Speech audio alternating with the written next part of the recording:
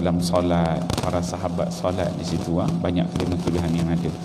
Tetapi kalau kita nak melihat secara khusus hadis-hadis yang mengatakan adakah di dalam raudhah itu apabila kita berdoa confirm makbul, ataupun ada hadis yang menyebutkan makbul je doa di dalam raudhah tu, agak susah kalau kita nak mencari yang dalil-dalil begitu.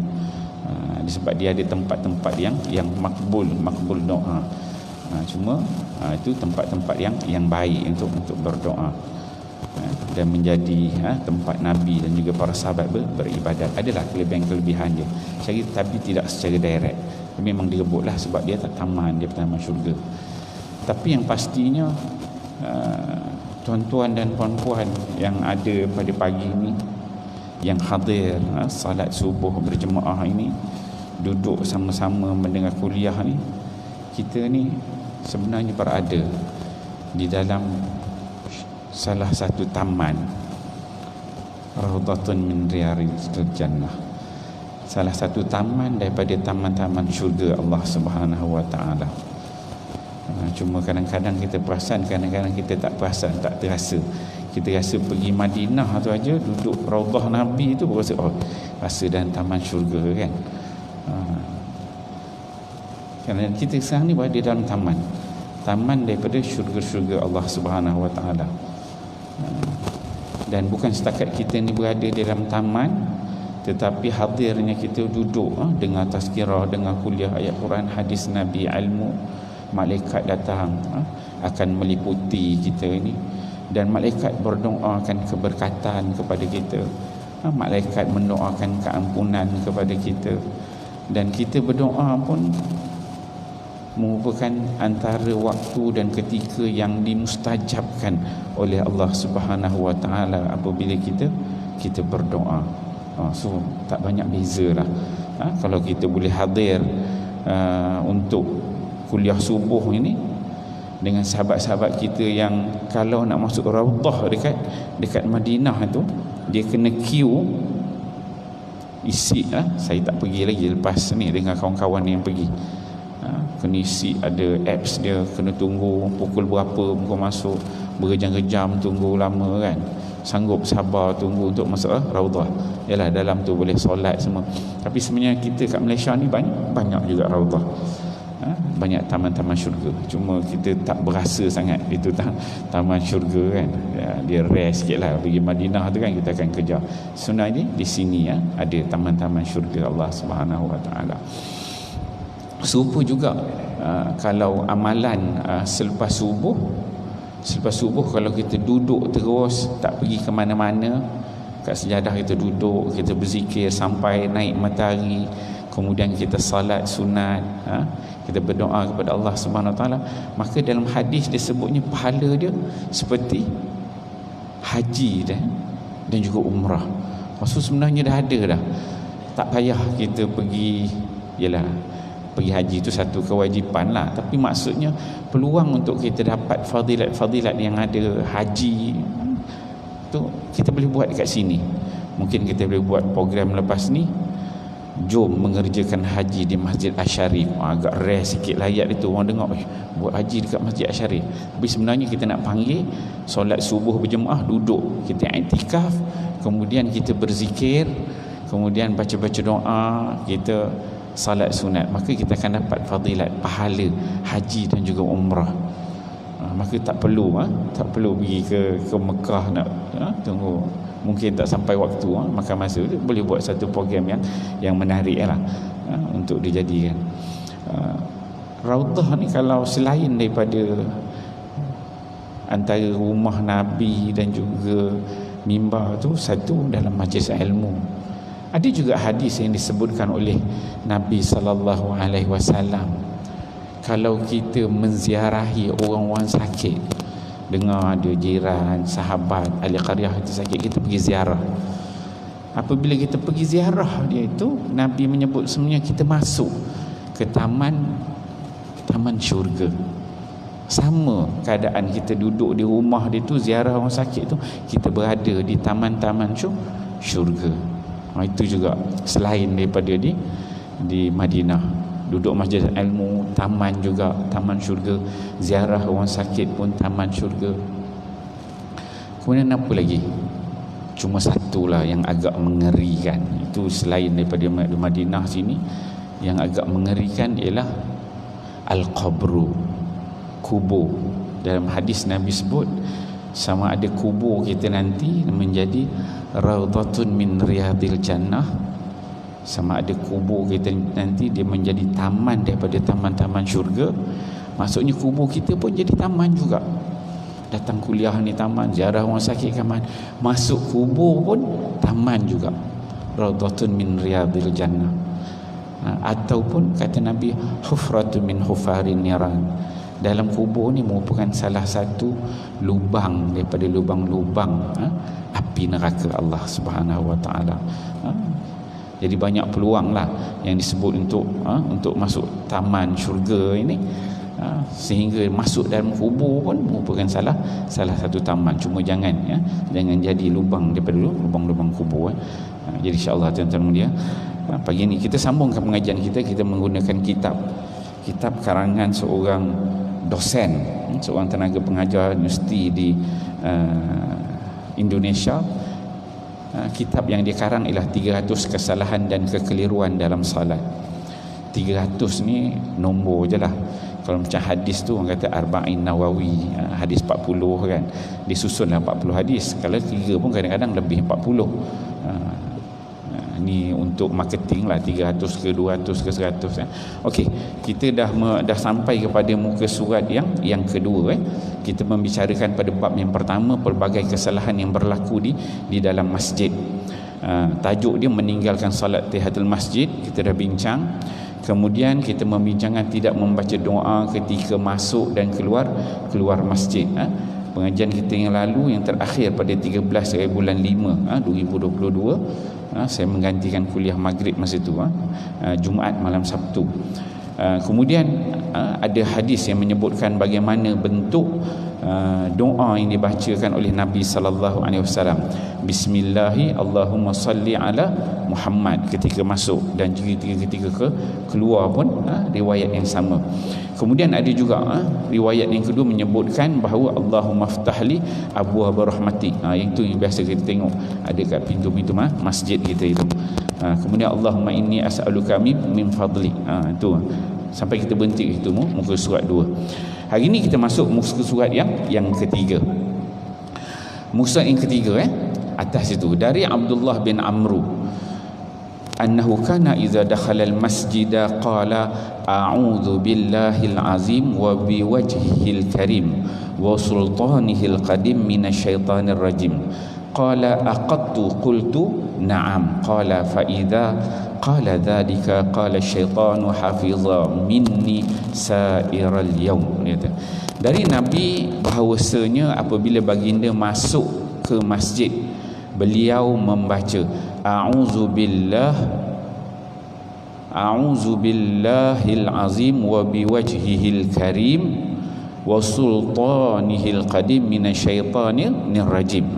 Yang bermaksud, aku berlindung kepada Allah yang maha agung dan dengan wajahnya yang mulia dan kekuasaannya yang abadi dari godaan syaitan yang terkutuk. Ibnu Umar berkata, apabila ada yang membaca doa itu, syaitan pun akan berkata, dia telah terjaga dariku sepanjang hari ini. Kita dah belajar ada dua riwayat. Ini riwayat yang ketiga. Riwayat yang ketiga ni bentuk-bentuk doa yang Nabi sallallahu alaihi wasallam baca ketika mana masuk dalam masjid. Ini hadis daripada Abdullah bin Amru bin Al-As, salah seorang ahli ibadat di zaman Nabi sallallahu alaihi wasallam. Abdullah bin Amru bin Al-As ni dia seorang yang hebat, yang siangnya setiap hari dia akan berpuasa dan pada hari malam dia akan membaca Quran, beribadah, khatam tiap-tiap hari. Itu kelebihan Abdullah bin Amru bin Al-As, dan dia janji dengan Nabi sallallahu alaihi wasallam dia akan teruskan amalan itu, puasa siang hari, malam baca Quran, khatamkan Quran. Sampailah takdir Tuhan, Allah Subhanahu wa taala beri dia umur yang panjang sampai dia dah tua sangat, dah tak larat dah tua dah.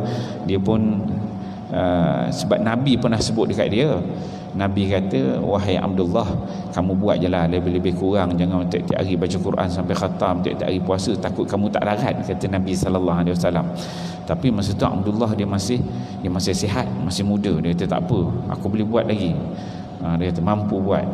Kemudian Nabi SAW wafat, Abdullah ni teruskan amalan ni tu, siang puasa, malam baca Quran, sampai takdir Tuhan umur dia panjang, memang panjang betul. Sampai sebelum dia meninggal tu dia kata, ish, aku dah janji dengan Nabi nak ibadat macam ini, dia kata, tapi rupanya Allah Ta'ala bagi umur yang panjang sampai aku tak larat.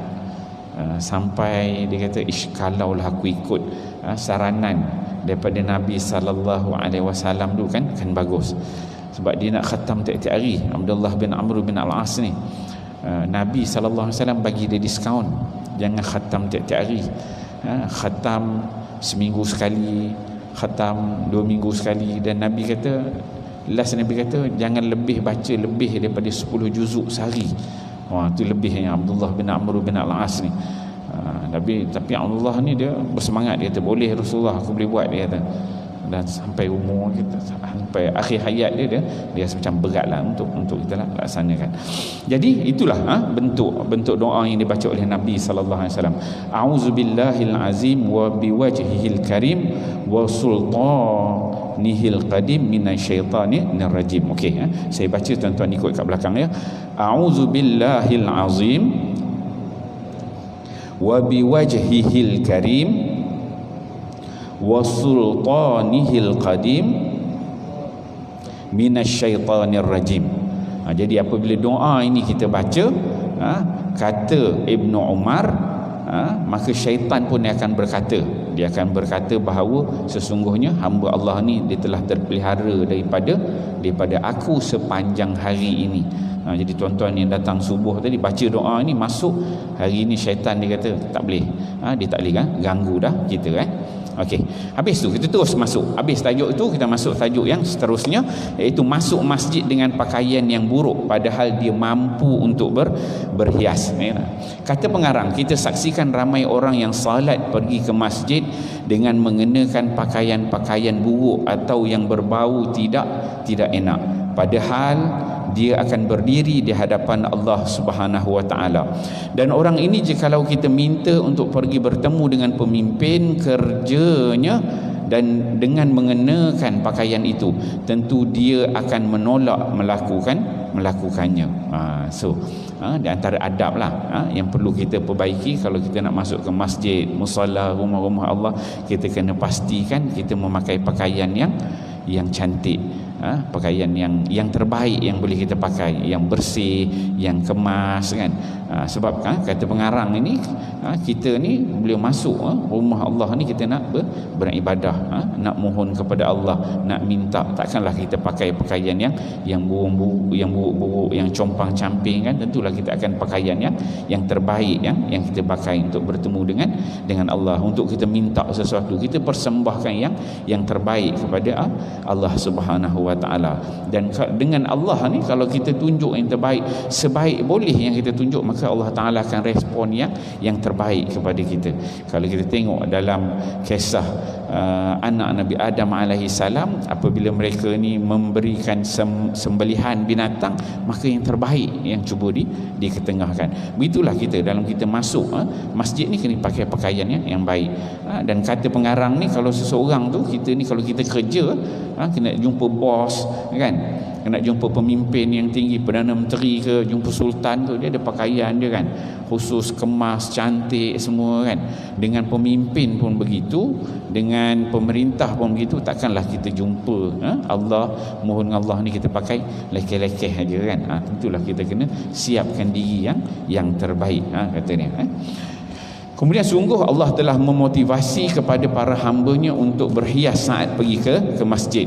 Rasul juga bersabda, "Iza shalla ahadukum falyalbas thawbahu fa innallaha ta'ala ahaqqa man tuzayyinu lahu."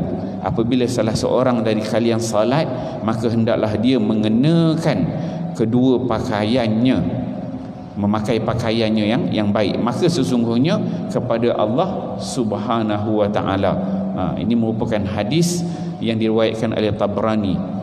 Hadis Tabrani, maksudnya kalau kita nak salat, maka kita kena pakai pakaian yang terbaik. Sebab apa? Sebab sungguhnya fa innallaha ta'ala ahaqqa man tuzayyinu lahu. Allah Subhanahu wa taala tu lebih berhak untuk kita berhias kepadanya daripada makhluk yang lain. Okey, kemudian dia terus yang tajuk seterusnya, keluar dari masjid selepas azan. Sebagai orang ada yang langsung keluar dari masjid selepas dikumandangkan azan, dan ini merupakan salah satu kesalahan yang tercela. Dia kata bila azan dia ada adab-adab kita ni. Kalau kita duduk dalam kawasan masjid, dalam kawasan musalla, apabila dikumandangkan azan aja, kita duduk sini elok, sembang dalam masjid, tiba-tiba azan kita pun keluar ambil kereta motor jalan pula. Itu merupakan adab yang tercela. Kita tak boleh buat itu, dia menimbulkan fitnah.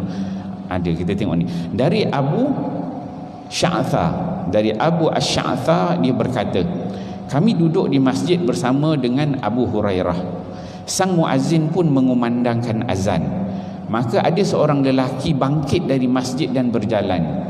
Abu Hurairah mengawasi ibu bapa itu hingga dia keluar dari masjid.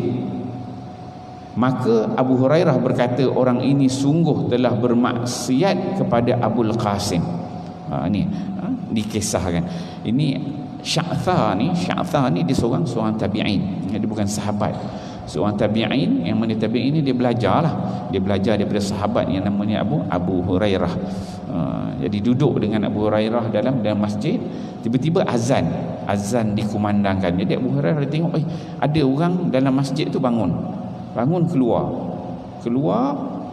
kemudian terus. Sedangkan sebenarnya azan adalah satu lafaz untuk panggil orang salat. Azan untuk panggil salat. Tapi apabila azan dikumandangkan, kita lari daripada ibadah yang nak dilakukan, nak salat dan sebagainya. Maka ini menimbulkan fitnah. Maka kata Abu Hurairah, orang ini sungguh telah bermaksiat kepada Abul Qasim. Abul Qasim ni ialah nama Nabi sallallahu alaihi wasallam, panggilan Nabi dipanggil sebagai Abul Qasim. Ada dalam hadis disebut sedemikian. Berlaku. Maksudnya apabila azan kita tak boleh keluar. Kalau kita nak keluar, kita nampak contohnya Isya katakan 8.30 kan. 8.30 lepas maghrib itu 8.20 tu kita keluar awal-awal. Maksudnya kita yang tak ada nak masuk ke masjid balik lah. Ulama bahas keluar yang bentuk yang macam mana yang dikatakan yang dilarang itu. Maksudnya keluar tu dia meninggalkan masjid, tempat solat, keluar terus balik tanpa ada alasan yang kukuh. Tapi kalau anda kata azan aja, tengah sembang-sembang azan, keluar ambil wuduk, tak apalah, memang kita nak semayang. Ataupun dia tu seorang yang bertugas azan ni, dia lah imam dekat masjid sebelah, keluar untuk jadi imam sana, tak apa. Tapi kalau keluar itu memang keluar saja-saja, memang tinggal, tak nak, maksudnya dia tak nak semayang berjemaah dekat masjid yang dah dikumandangkan azan, sedangkan dia waktu azan tu dia lari keluar, maka dia akan menimbulkan fitnah.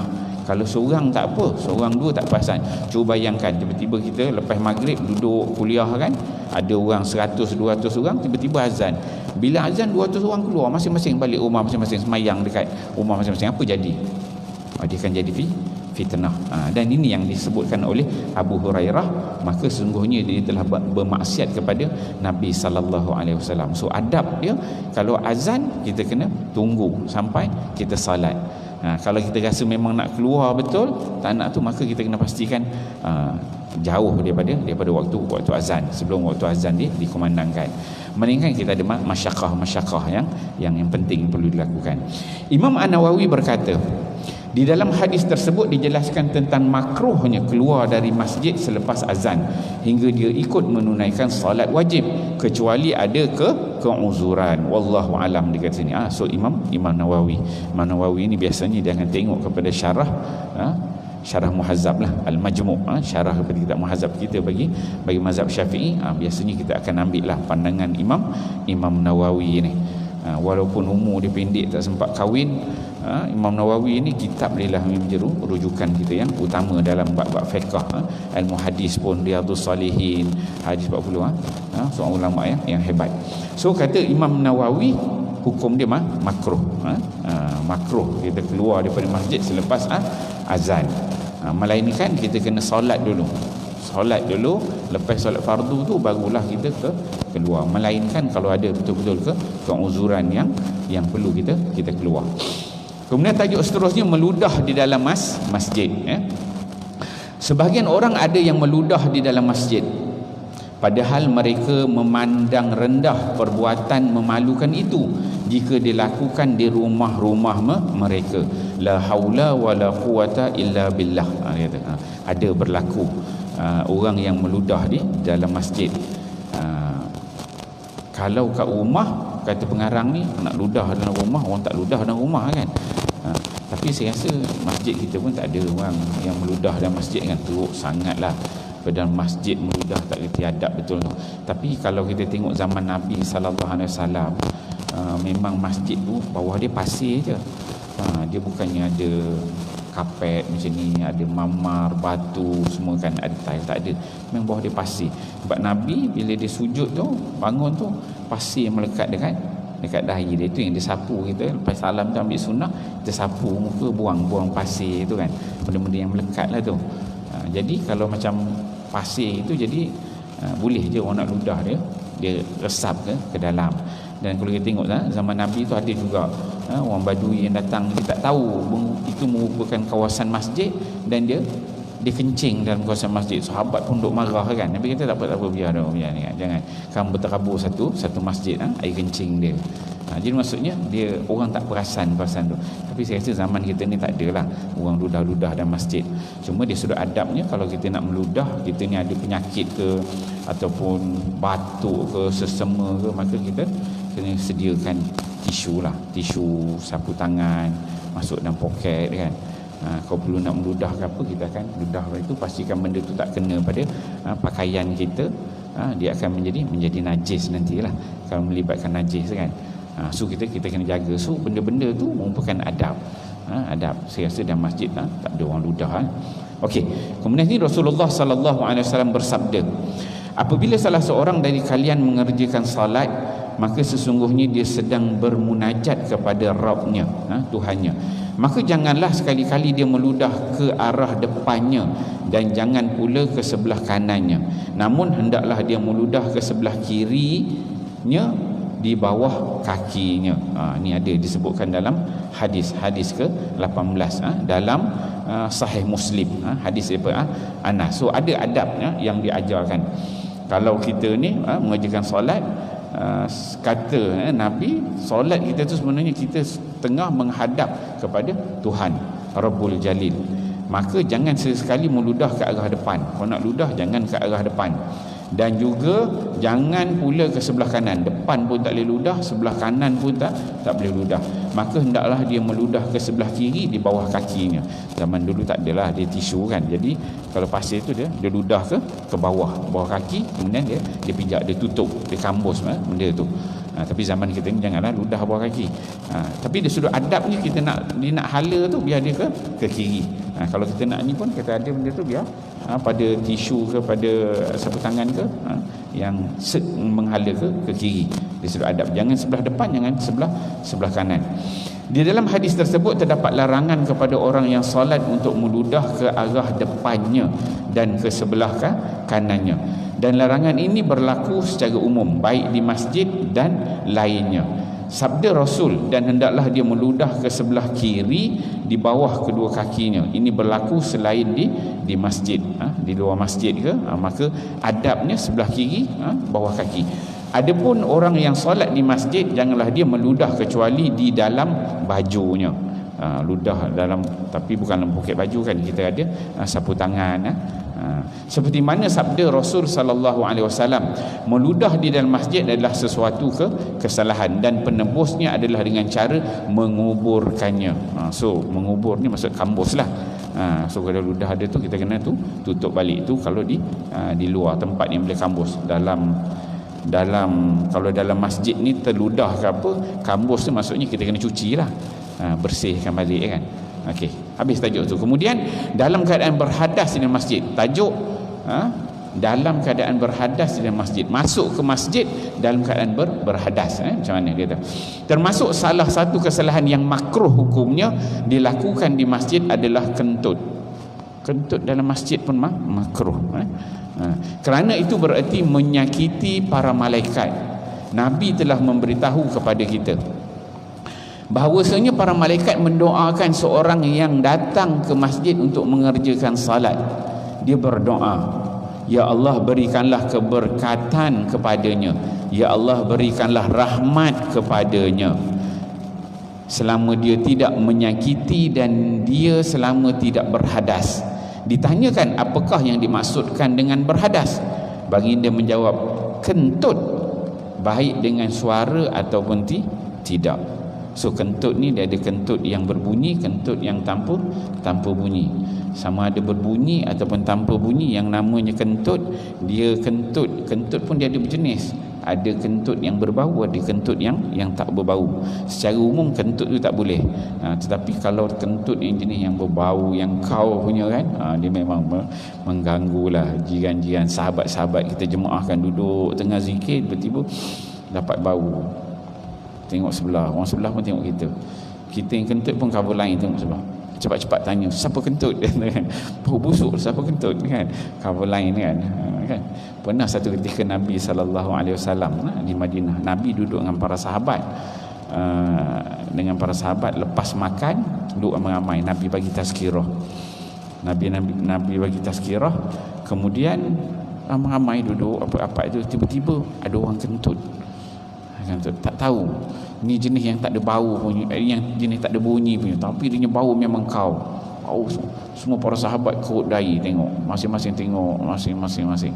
Nabi SAW ni salah satu sifat dia, Nabi ni dia cover line. Maksudnya dia tak nak memalukan mana-mana sahabat radhiyallahu anhum ajma'in. Jadi Nabi pun tazkirah, dia dah nampak dah benda tu berlaku, dan Nabi pun dah tercium bau busuk. Dia kata siapa makan ni, petai ke, makan durian terlebih makan ke. Jadi Nabi SAW habis je dia tazkirah dia, masuk waktu, mungkin lepas maghrib kot, kuliah maghrib kan, masuk waktu isya. Jadi semua sahabat ni nak tengok, okey, kita nak tengok siapa yang bangun pergi ambil wuduk, dia yang kentut. Dapat tangkap siapa pesalah dia kan. Kemudian Nabi SAW dia nak cover lain, Nabi kata semua pergi ambil wuduk. Dia suruh semua sekali pergi ambil wuduk. Ada kisah tu, dia orang ada makan daging, siapa yang makan daging unta, semua pergi ambil wuduk. Sebab sebelum tu dia orang ada kisah yang makan daging unta, kan, makan daging unta. Jadi siapa yang makan daging ni, Nabi suruh semua wuduk. Tapi sebenarnya spirit dia, Nabi nak cover lain supaya tak kantoi sahabat seorang yang kentut dalam majlis tu. Nabi SAW itu sifat yang ada pada Nabi. Dia kalau ada berdepan suasana orang buat silap, seboleh mungkin dia nak menutup keaiban dia. Supaya satu ketika Nabi SAW dia pergi ziarah rumah sahabat tu, dia bagi makanan, bagi buah-buahan, berbuah yang rasa yang sahabat ni jemput Nabi SAW, diorang suasana seronok sangat. Yalah, kita kan, kalau kita lah panggil alim ulama datang rumah, kita siapkan beli buah apple, beli buah itu, beli buah ini, jamu makan kan. Jadi orang besar. Jadi Nabi SAW dia makan satu buah tu, bila dia makan rasanya, pahitnya dengan masamnya, dia makan. Nabi bukan datang seorang, dia jemput tu dengan sahabat-sahabat yang lain.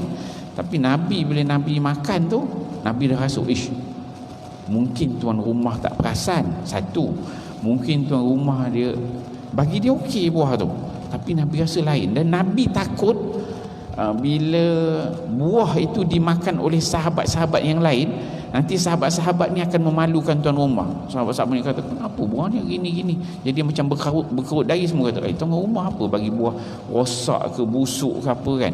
Jadi Nabi SAW lepas dia makan buah tu, Nabi kata dia tak bagi, Nabi tak benarkan sahabat-sahabat lain makan sebab takut sahabat-sahabat lain nanti memalu tuan rumah. Lepas tu Nabi pun keluar, dia tak bagi sahabat-sahabat makan, jangan biar Nabi je rasa benda tu. So Nabi makan dengan penuh kontrol, cover lain kan. So sifat Nabi SAW dia menutup aib itu.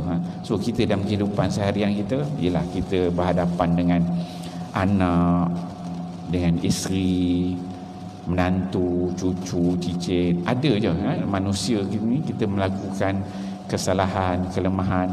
Jadi kita ikut sunnah Nabi, pendekatan Nabi SAW. Ada tu kelemahan-kelemahan tu kau boleh kita cover lah. Okey. Baginda juga yang sebut dalam hadis tadi dia kentut lah ni. Kentut itu merupakan perkara yang menyakiti menyakiti orang-orang yang berada di dalam masjid. Baginda juga bersabda, sesungguhnya para malaikat merasa terganggu dengan apa-apa yang anak Adam juga terasa terganggu. Jadi apabila seorang tu masuk dalam masjid, beribadah, berzikir, didoakan oleh malaikat apa? Keberkatan, didoakan rahmat, dan juga selagi mana dia tidak menyakiti dan selama mana dia tidak berhadas. Itu maksudnya kalau berhadas tu dia dah tidak didoakan oleh malaikat, iaitu keberkatan dan juga rahmat Allah Subhanahu Wa Taala. Jadi tuan-tuan, kalau kita masuk dalam masjid, mungkin kita ada wuduk, bila wuduk masuk dah tak tahan nak terkentut, tak apalah kentut, tapi cepat-cepat ambil wuduk balik. Untuk apa kita duduk? Supaya ada dua benda tadi. Pertama, malaikat mendoakan keberkatan. Kedua,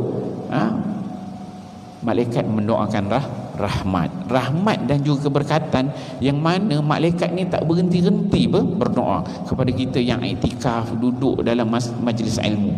So kena ada berwuduk. Kalau terkentut cepat-cepat ambil wuduk. Itu perlu kita jaga.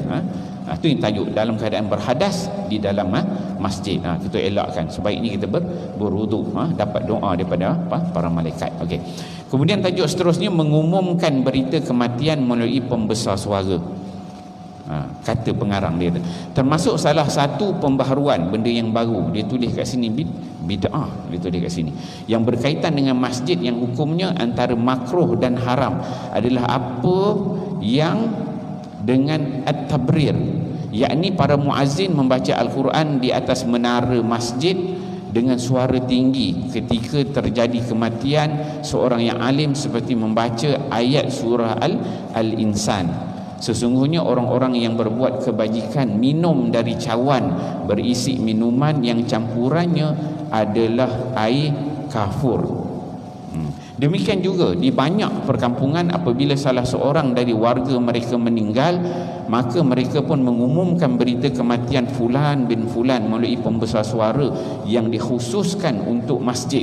Ini adalah bertentangan dengan sunnah, kerana masjid tidak diperlukan untuk keperluan seperti itu. Jadi dia pengarang ni dia memasukkan mengumumkan berita kematian melalui pembesar suara itu merupakan perkara yang baru. Jadi kalau melihat konteks zaman Nabi, satu tak ada mikrofon. Kemudian zaman kita ini kita guna mikrofon, dan menjadi kebiasaan kita di setengah tempat, maksudnya bila ada kematian kemudian kita umumkan dengan mikrofon. Zaman ini pendekatan penulis. Zaman Nabi, penulis ni dia bawa pendekatan, Nabi tak buat benda macam tu. Dia nak bagi tahu itu. Mikrofon tu alat. Tapi zaman Nabi, maksudnya Nabi tak buat. Bila ada kematian dan sahabat, dia buat pengumuman di dalam masjid. Guna pun tak ada dia buat. Tapi zaman kita ini kita memang guna pakai, dan tidak menjadi kesalahan lah. Ni dia kata salah satu bentuk pembaharuan. Tapi kalau kita konteks kita di negeri Selangor ni, kita ada Jaiz, kita ada Maiz, kita buat pengumuman tu, saya rasa Jaiz dengan Maiz tak jadi masalah. Kalau ni nak dikategorikan pun benda baru ni ialah bentuk bid'ah hasanah. Sebab dia melihat kalau macam mikrofon dalam masjid ini sebenarnya fungsi dia untuk azan. Dia tak boleh kita nak gunakan untuk benda-benda yang lain. Bila kita gunakan benda-benda yang lain, dia dah jadi macam Nabi tak buat. Nabi tak buat benda tu.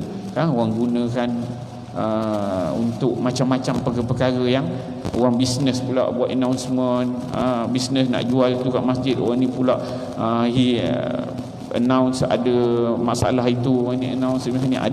Benda tu tak berlaku zaman Nabi SAW. Spiritnya di situ. Tapi zaman kita ni setakat beri pengumuman, tak ada masalah orang mati. Dan bila kita buat pengumuman tu pula, contohnya ialah nak semayang jenazah kan, panggillah orang kat luar-luar tu sebada dengan mikrofon, masuk-masuk kita nak solat dah kan. Dia tidak menjadi kesalahan. Tapi spirit yang dia bawa tu maksudnya tidak dibuat guna mikrofon zaman Nabi. Kalau kita nak kategori kat sini sebagai satu bentuk bid'ah hasanah lah, benda pembaharuan zaman kita ini yang boleh diterima dalam konteks kita negeri Selangor ni, tak menjadi masalah. Secara global, penyebab terjadinya bid'ah ini adalah apa yang dilakukan oleh kaum jahiliyah berupa an-na'yu, pengumuman kematian. Mereka mengutus orang yang mengetahui kematian seseorang di pintu-pintu masuk kampung dan pasar-pasar. Di dalam Subulus Salam dikatakan termasuk pengumuman kematian yang dilarang adalah mengumumkan kematian para ulama dari menara yang paling tinggi di zaman ini. Dia ada nota kaki nombor 23 tu. Kita tengok Al-Ibda' fi Mudar al-Ibtida' Syekh Ali Mahfuz. Dia orang jahiliah ni, zaman jahiliah ni, apa dia akan buat, dia sebut sebagai an-na'yu. An-na'yu tu bila ada orang mati, dia akan utus beberapa orang pergi ke pasar-pasar, masuk pintu pasar, kampung-kampung, masuk itu dia akan an-na'yu, mengumumkan kematian. Cuma konteks dia tu mengumumkan kematian yang macam mana dalam teks ini. Maksudnya dia ceritakan tentang dengan penuh sedih, dengan penuh merayu, dengan bukan zaman kita ni. Kalau kita tak buat macam tu, kita tak ada pangai. Orang Melayu kita tak pangai macam tu, pergi duduk cerita dengan penuh sedih, letak orang dekat pasar-pasar, cerita orang ni mati dengan penuh sedih. Kita tak buat itu. Yang tu yang dilarang. Itu merupakan perangai orang jahiliah. Dia ada adab kaum jahiliah, yang tu dilarang. Kalau kita untuk pemberitahuan tu, saya nampak dia tak jadi masalah lah zaman kita ni. Cuma benda tu berlaku. Kalau berlaku an-na'yu, maksudnya dia pengumuman tu bukan pengumuman biasa. Kita orang Melayu tak ada kot buat panggil macam tu. Kita bagi tahu je lah, okey, Assalamualaikum, si Polan bin Polan ni dah meninggal dunia pada gini, jenazah ada kat rumah, nak bawa ke masjid pukul ini dan semayang pada pukul ini. Siapa yang berkelumpangan boleh, macam tu je lah kita tak adalah. Kalau na'yu ni dia mendayu-dayu, merayu-rayu, meratap, itu dia masuk dah na'yu. Kita tak berlaku benda-benda ini. Okey, seterusnya membaca surah Al-Kahfi secara bersama-sama pada hari Jumaat. Kata penulis ni termasuk perbuatan bid'ah, kata dia, adalah membaca surah Al-Kahfi pada hari Jumaat dengan suara yang tinggi dan berirama laksana irama nyanyian. Padahal orang-orang banyak yang sedang melakukan rukuk, sujud, berzikir, membaca dan merenung. Engkau juga dilarang melakukan perbuatan yang sering dilakukan orang awam, yakni meninggikan suara sebagai upaya menyelaraskan dengan irama lagu pembaca tanpa peduli dengan kemuliaan masjid dan Al-Quran itu sendiri. Hal ini semuanya tercela dan tidak dibolehkan. Dia kata membaca surah Kahfi secara bersama-sama pada hari Jumaat. Dia bukan surah Kahfi je. Macam kita biasa menjadi amalan kita baca surah Yasin kan. Malam Jumaat kita baca surah Yasin. Kalau hari Jumaat tu baca surah Kahfi. Cuma yang dia tulis kat sini pengarang, dia kata surah Al-Kahfi. Dia punya konteks dia tu dia nak kata macam mana. Satu, baca bersama-sama sebab Nabi tak buat, baca seorang-seorang. Bagi kita tak ada masalah. Kita memang amalkan di negeri Selangor ni, tak ada masalah. Kemudian yang fokus dia pada ayat ni, dia kata maksudnya bacaan tu dalam bentuk berirama, macam ada lagu menjadi berlagu-lagu. Kemudian bacaan tu bacaan yang kuat, mengganggu orang lain untuk berzikir-zikir. Kata pengarang ni. Jadi dia tidak bersetuju dengan pendekatan begitu sebab Nabi SAW dia tak buat. Tapi dalam konteks kita negeri Selangor, kita tak ada masalah. Malam Jumaat kita baca Yasin, dan saya nampak benda yang kita tak buat lagi, kita baca surah Kahfi.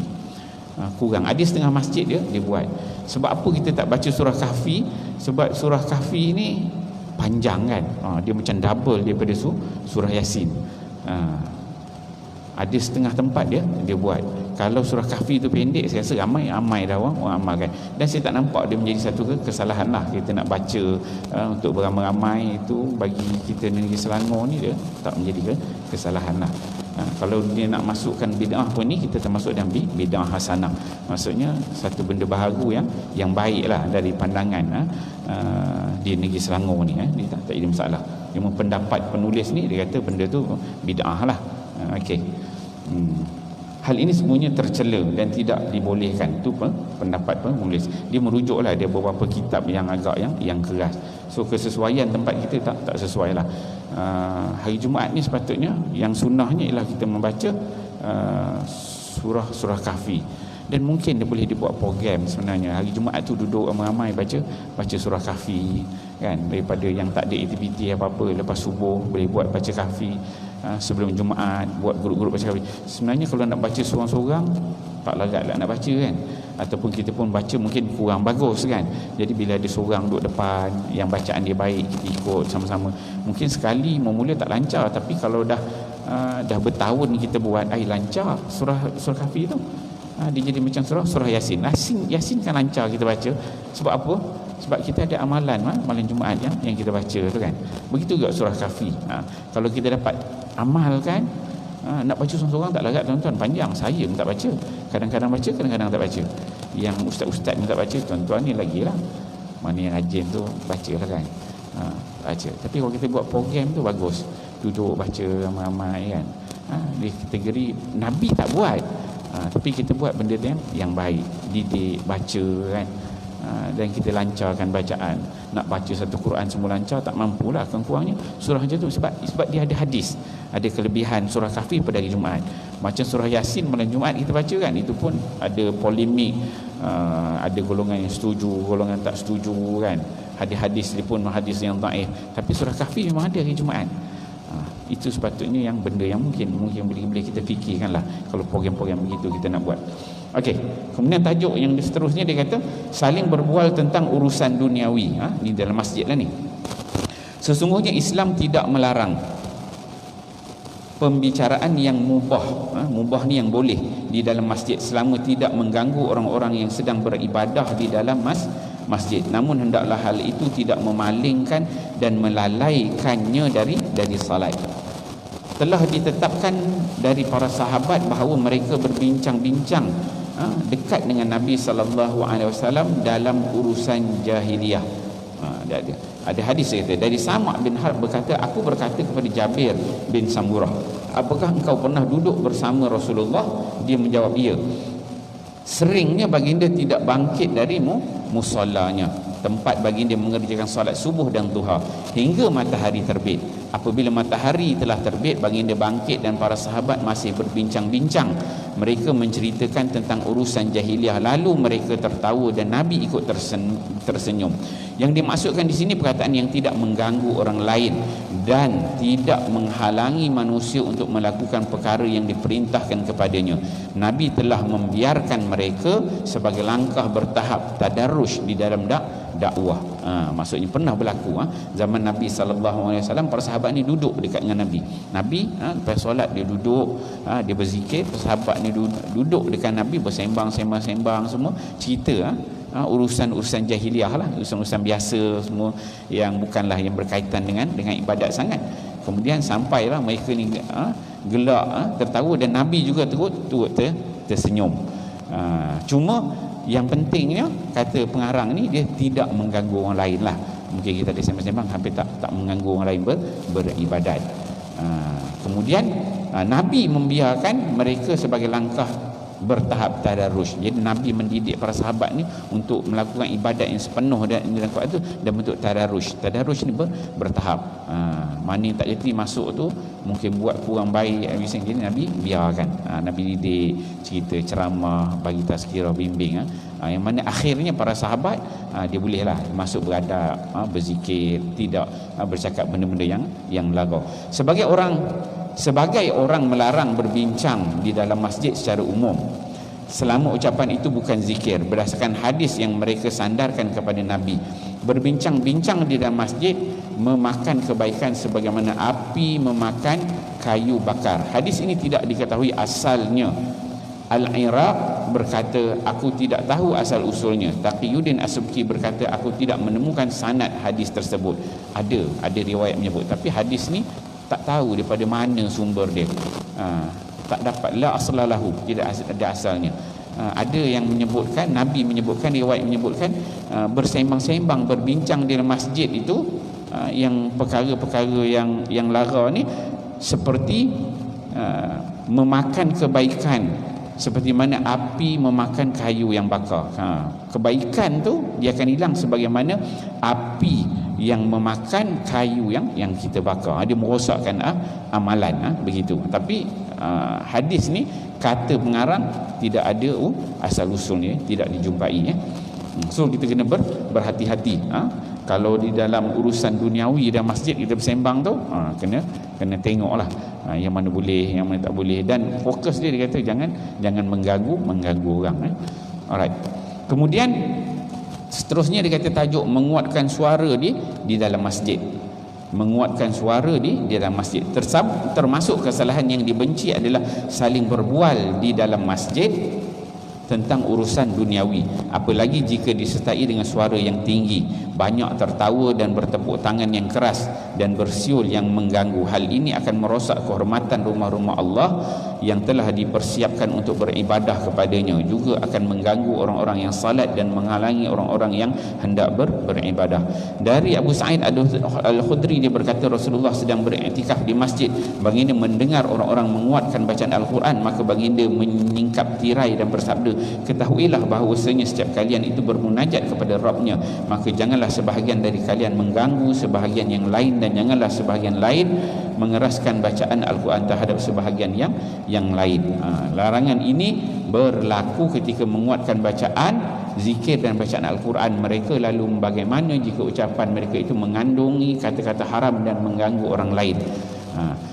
Kita menguatkan suara dalam masjid, ini adab. Dalam masjid tak boleh buat bising. Kita bersatu, kita bersembang sembang.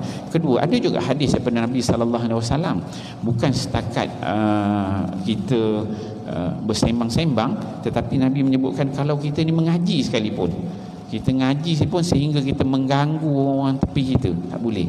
Sebab apa? Nabi dia kata setiap orang tu, kita tengah berzikir, bermunajat, kita berdoa kepada Allah, doa minta-minta, yang dia juga berdoa kepada Allah, minta dengan Allah, baca zikir, baca Quran. Jadi tak sepatutnya bila kita ni beribadat tu kita mengganggu jiran-jiran sebelah kita. Sedangkan Allah Subhanahu Wa Taala dia tak perlu suara yang kuat-kuat untuk jerit-jerit supaya nak dimakbulkan doa tu. Jadi Nabi pernah sahabat-sahabat berzikir bising, Nabi pun singkap tirai. Rumah Nabi tu dengan masjid tu di sebelah aja. Jadi Nabi duduk dalam rumah dengar bising dalam masjid. Ini Nabi angkat tirai kata, jangan baca Quran boleh, zikir jangan yang kuat sangat. Masing-masing dengan amalan masing-masing. Dengan zikir, doa masing-masing, jangan sampai mengganggu kan. Orang ini tak selesa, orang ini tak selesa kan, bila ada beberapa orang yang bacaan kuat, dan dia juga boleh menyebabkan sum'ah, menunjuk-nunjuk, riak, dan juga ini merupakan perkara yang dilarang di dalam masjid. Tapi kita kuliah ni tak apalah, jangan kuliah tak bunyi, orang nak dengar macam mana kan. Dalam konteks maksudnya kita beribadat bukan waktu kuliah. Waktu kuliah ni kena ada lah mikrofon, cakap semua dengar, tak macam mana nak dengar jemaah kan. Dan konteks contohnya lepas Isya kan, kita ada program nak qiyam kan, lepas Isya orang duduk masing-masing ibadat, tenang-tenang, time itu ada yang bising-bising, jadi mengganggu. Tapi kalau macam kita memang ada program, ada contohnya tadarus, yang ni satu kumpulan dia baca kuat, dia letak nama pun tadarus, tak apa, yang ni kuat, tapi masing-masing dengan fokus masing, tidak mengganggu. Sebab Nabi menyebut tu, dia punya kontens itu jangan mengganggu orang yang beribadat. Tuan-tuan mulia, saya rasa kita berhenti dekat situ dulu. Kita berada pada muka surat 8. Kita berhenti sini dan kita akan masuk pada tajuk yang akan datang, mencari barang yang hilang di dalam masjid.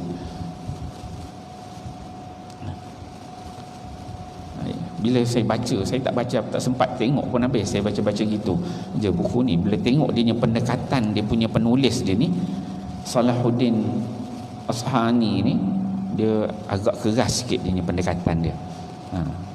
Pendekatan dia satu pendekatan yang dia bawa. Kedua, bila saya cek balik dia punya rujukan-rujukan dia punya rujukan dia pun memang kitab Arab, semua kitab-kitab Arab. Bila kita cek balik, kitab-kitab yang agak keras sikit dia punya pendekatan dia. Jadi bila kita baca kitab ni, kita kena bawa dia dalam konteks kita dekat Malaysia dan konteks kita dekat negeri Selangor ni.